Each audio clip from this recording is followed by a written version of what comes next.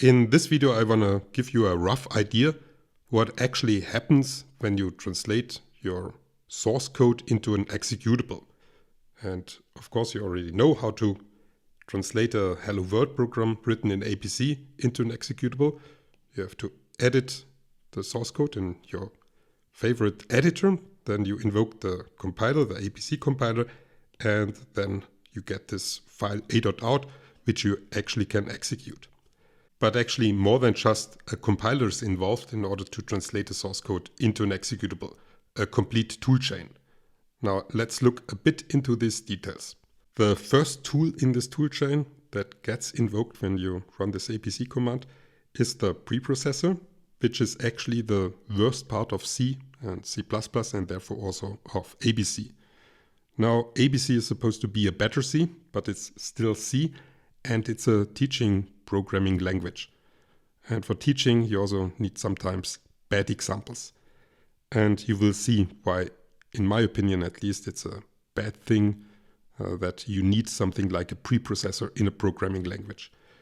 Now, what the preprocessor is used here in this example is for replacing this line with the content of this file standard.io header.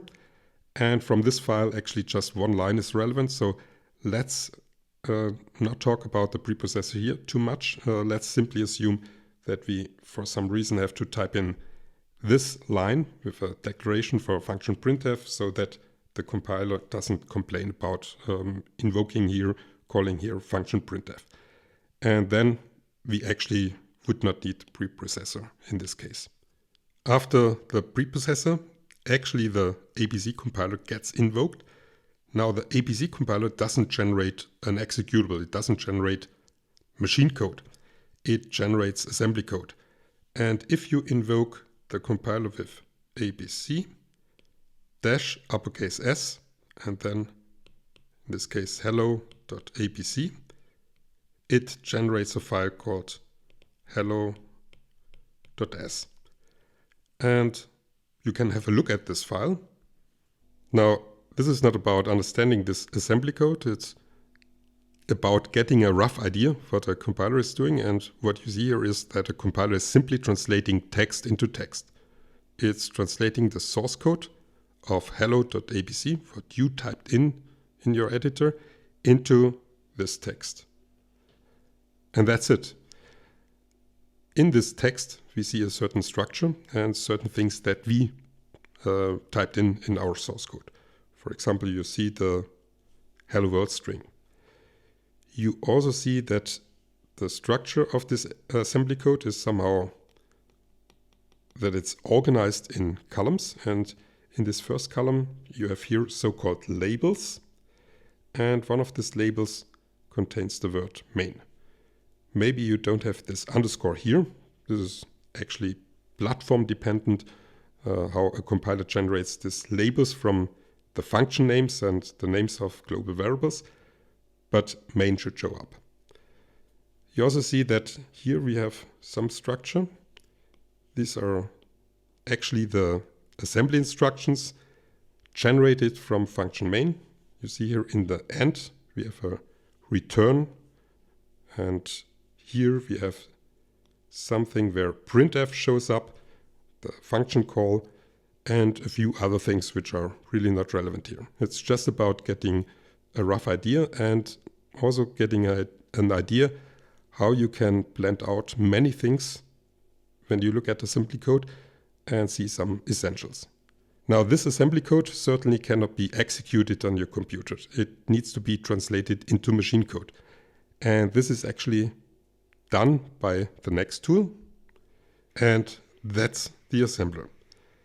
Now, if you want to see what the assembler generates, you can do the following. You can type in ABC, option, that means dash, lowercase c, and then hello.apc. And this will generate a so-called object file, hello.o, which is also not executable, but it contains machine code generated from the assembly code. If you want to look at the machine code, then you can either use a hex editor or a tool called object dump. and you can invoke it like here with the option -D for disassembling the machine code. Basically, it's doing the reverse thing. From machine code, it generates assembly code, and it's also showing side-by-side machine code and the corresponding assembly code. And this is basically what you see here. For example, this here is assembly code, and this assembly code represents this here, which is a hex representation of some machine instruction. So this is hex 5, hex 0. And this hex code is equivalent to this assembly code. Now the machine code is also platform dependent, of course. So if you have a machine different from mine, I'm using a Mac with an Intel processor, this might look different. But the essentials should be the same, that you have here machine code and the corresponding assembly code. Machine code, assembly code. And what you also see here is in the comments that this is the machine code generated for function main. And this here actually should be something, at least here, the machine code, the hex representation for the hello world string. Now this machine code is not executable, and it's simple to see that because the machine code is not providing, is not containing code for the printf function. The printf function gets called, but nowhere here the instructions are visible, and they're actually not in this file hello.o. This machine code for function printf gets added, linked to this object code by the linker. Now here, in this last step, things really become very platform dependent. And you will see why this is one reason why in this class we will build our own computer without an operating system and assembler for this computer, where you actually can generate executables directly from assembly code and where you don't need a linker, at least not at first. Because what this linker is doing, it's taking the machine code from the object file and combines it, links some machine code from libraries that are installed on your system. And in particular, code for this printf function, which is platform dependent because it in general has to interact with the operating system. And this is where things become very hard to explain in detail. And also, actually, there are things I would have to talk about, like shared libraries or static libraries.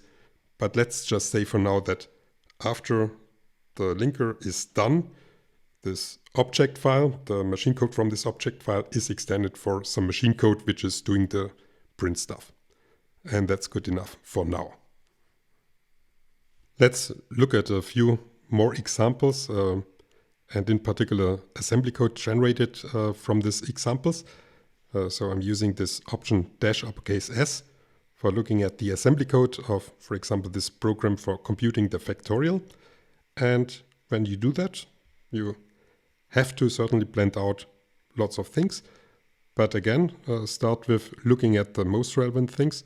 We have a label factorial or for function factorial. So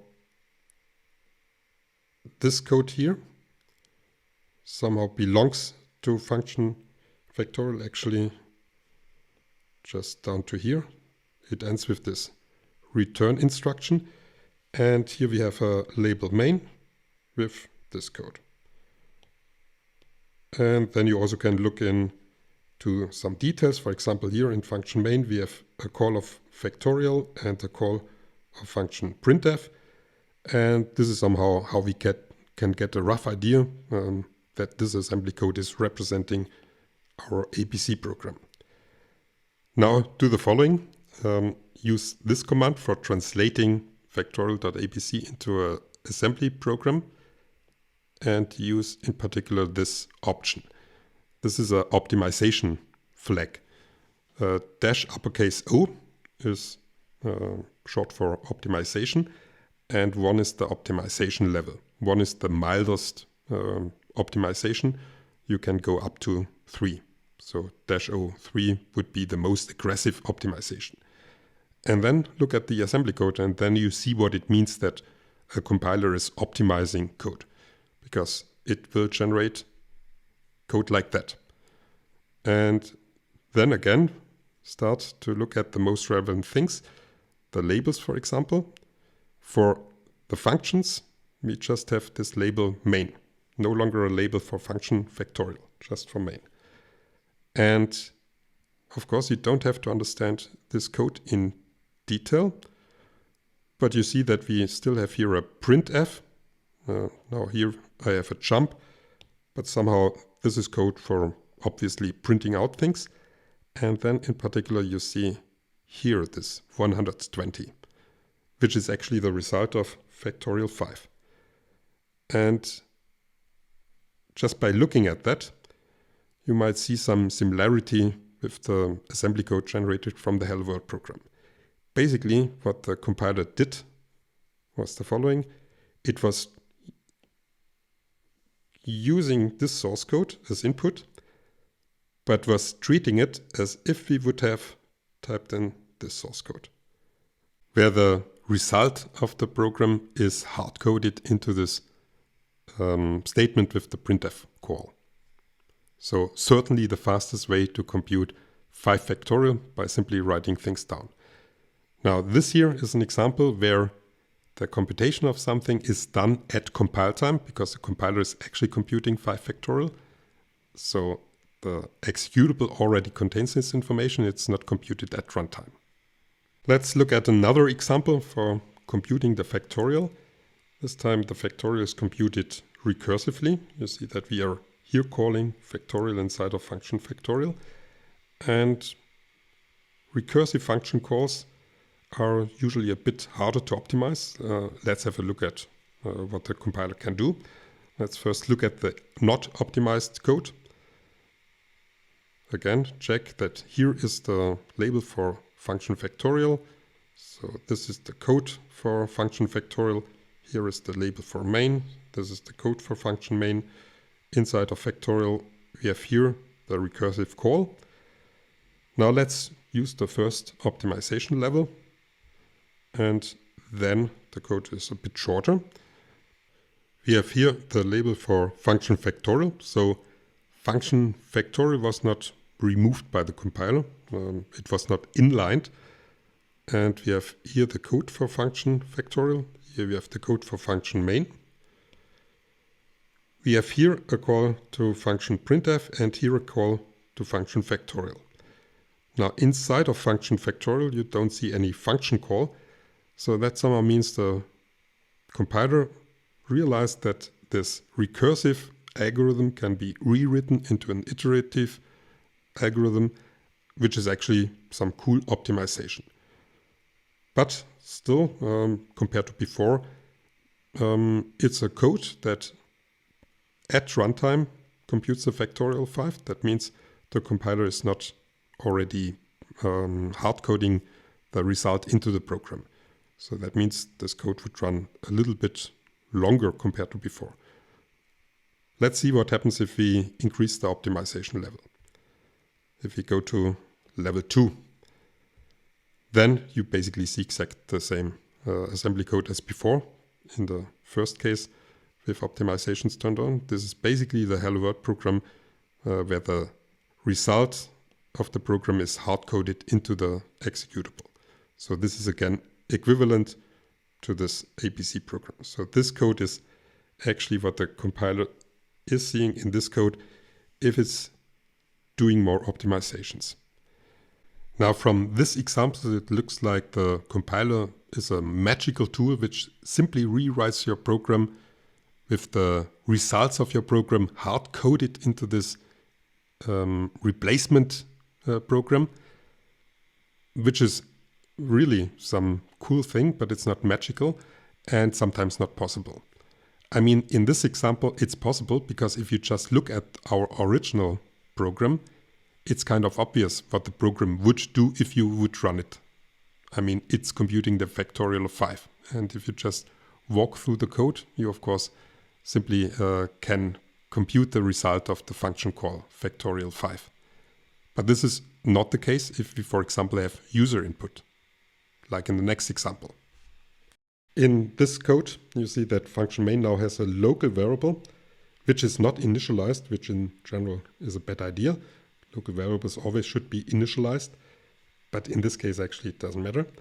Then we print out enter n for the user, so that the user knows to type in something. And then we have something new, the scanf function, which is used for reading some integer from the user. Now there will be some extra video about I/O, but just for now, scanf somehow looks similar to printf. You also have a format string with this placeholder for an integer.